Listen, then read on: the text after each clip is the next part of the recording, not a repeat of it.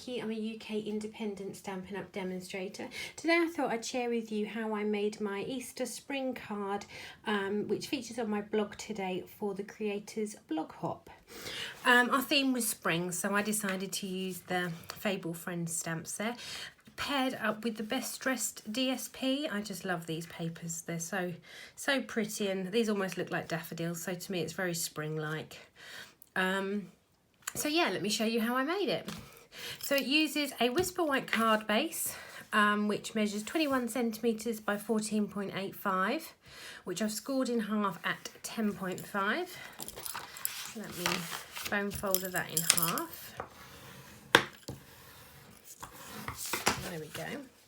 The base of the card has got the Best Dressed DSP. The Best Dressed DSP measures 10 centimetres by 14.35, and those measurements are on my blog. Now, I've gone round the DSP, if you can see on this one. Whoops. I've just inked the edges with the blue from Balmy Blue, so using a sponge and the Balmy Blue ink. And then I just went all the way around the edge, just giving it a nice blue hue.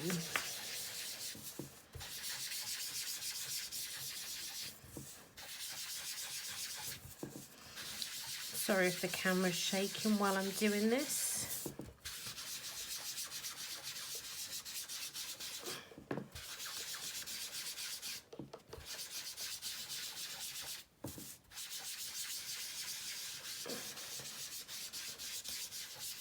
It completely changes the look of the paper just doing that. Then I'm going to stick it flat to my card base with a little bit of Tombow adhesive. There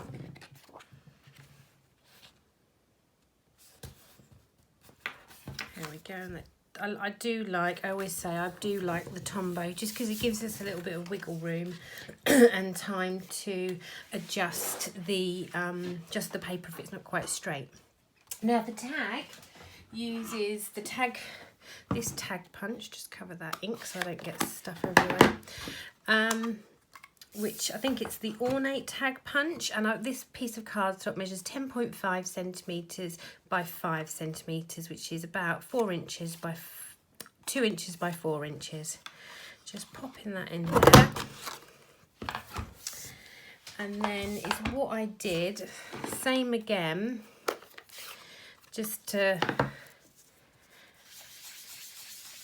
give my tag a bit of colour and give the bunny a little bit of a background.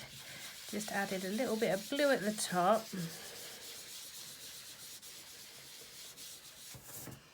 Like that. And then a little bit of green, and I've used Granny Apple Green for that. And the Granny Apple Green just goes along the bottom.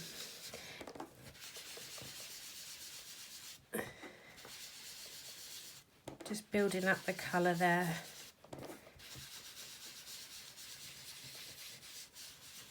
Like so.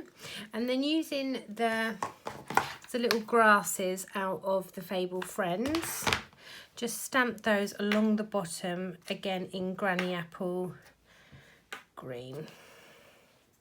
Like so. Now for our bunny.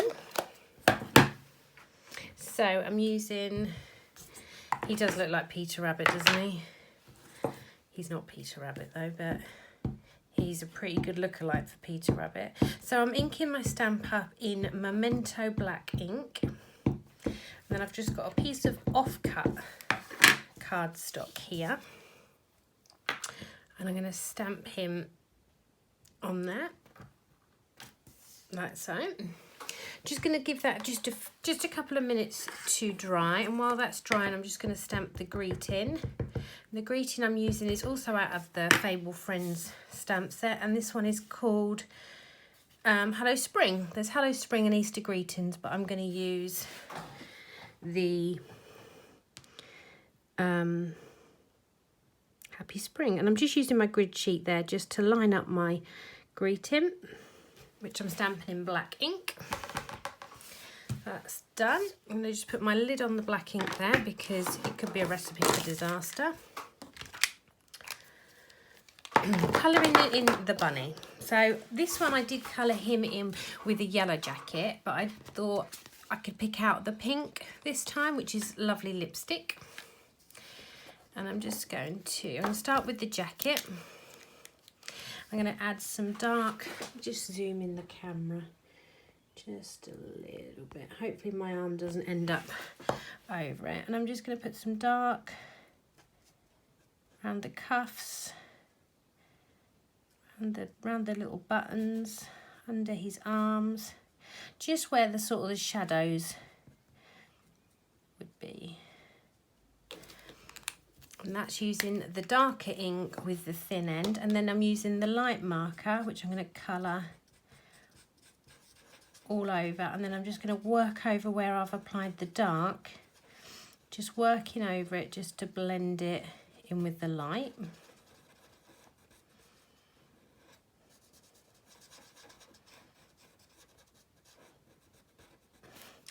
then is what I sometimes do is I then go back in with the dark just to add a little bit more of a dark highlight. I left the little buttons white.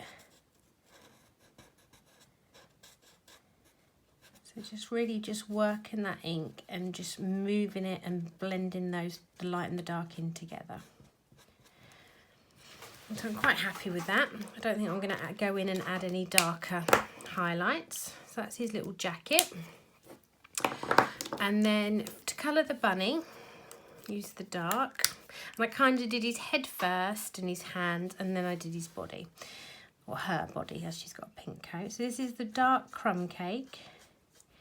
I'm just going to just put up a little bit up his ears. Everyone uses these pens differently. This kind of works for me how I do it. I'm not saying it's the right way, but it works for me.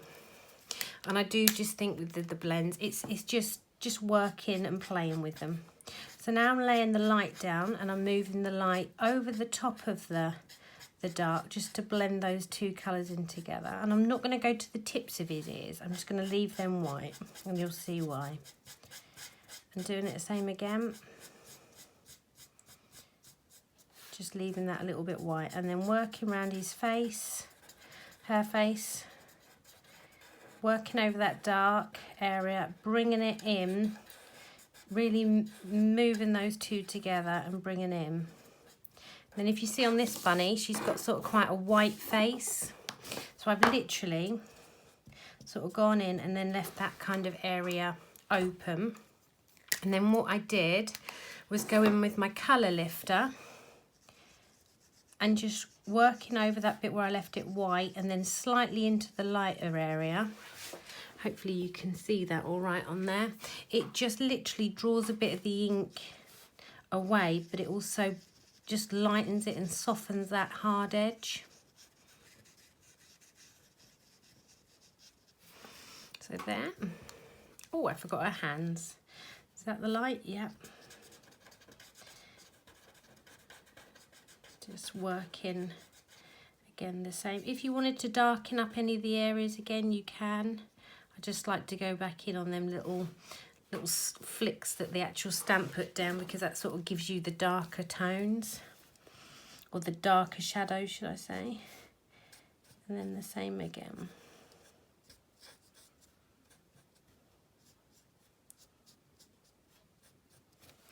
And then using the lighter pen over the top again.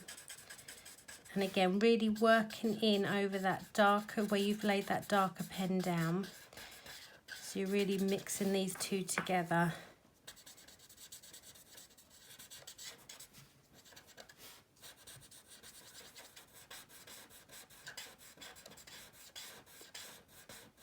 And again, so drawing it in, because you can see here on her, that one there, she's got a really white belly. So I literally fingered it in as much as I want. I'm just going to add a little bit more, a little bit darker on those little lines there.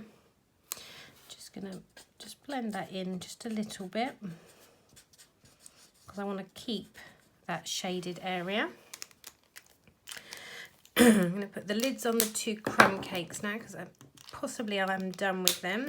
And then again, using my colour lifter, I'm just going to go and just lose that harsh line on her belly.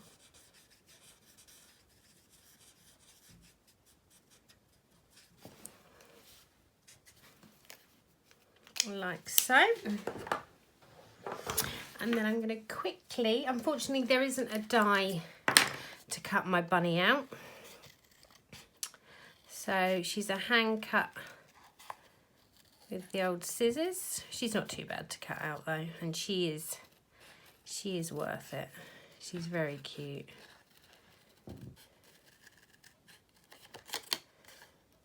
You see now how that ink's drying and you've sort of got a, ooh, can't even see it, there we go. Just zoom out a bit. So yeah, you can see now how I've got those tones of light and dark, and then there's also almost like a third colour there, giving her those whiter areas. Don't be put off if you have a go at this and you think, oh my god, it looks awful. Keep practicing with them. It's don't look at mine and think, oh my god, I'll never colour it like mine. Mine have been awful, and it's one of those things, just practice. Nobody's perfect at anything when they first have a go, and if they are, they're I take my hat off to them, they're pretty amazing. But it's definitely with the blends, even, I mean, I hadn't got a clue when I first picked these up.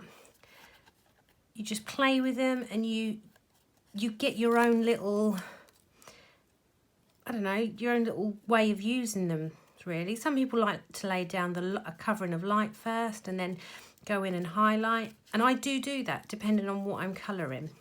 This, because I wanted to leave white space, I prefer to go in with the dark first and then with the light. So it does just depend on, I think, the size of the area you're colouring with.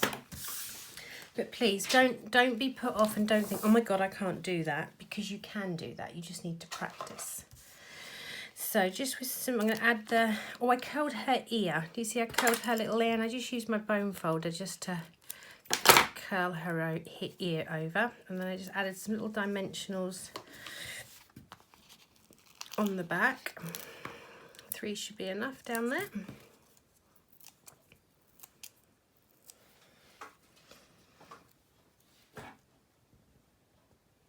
Stick her there. Like that. And I was also going to just quickly show you, so this one I used the Daffodil Delight crinkled ribbon, but this one I thought I would use Whisper White but colour it. And I didn't know if you knew, with the Stampin Blends you can colour your own ribbon. I'm just quickly going to colour that. So I'm using the dark one here, and I'm just kind of colouring how much roughly I think I'm going to need. That should be plenty. And I'm just going to loop that through. Hopefully it's dried. And then loop that through, and then I just added some dimensionals onto the back of the tag. On my original, you'll see I cut out some little flowers using, so when you cut for your background, you're left with a sliver off the background. So all I did is I just cut out just some of these flowers, one on her head and then the 2 or 3 little ones there. But I think I'm running out of time. Yes, I am. I'm at 14 minutes and I'm capped at 15, so I'm gonna have to stop there, quickly tie this bow, and then once I'm finished, I will just hand cut some, wait, I don't know how I've shot there. So there's that. And then tie in the bow.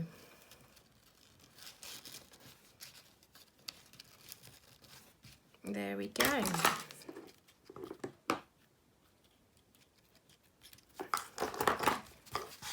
It does need the flowers. I think it looks cute just adding the flowers. So there's my cards.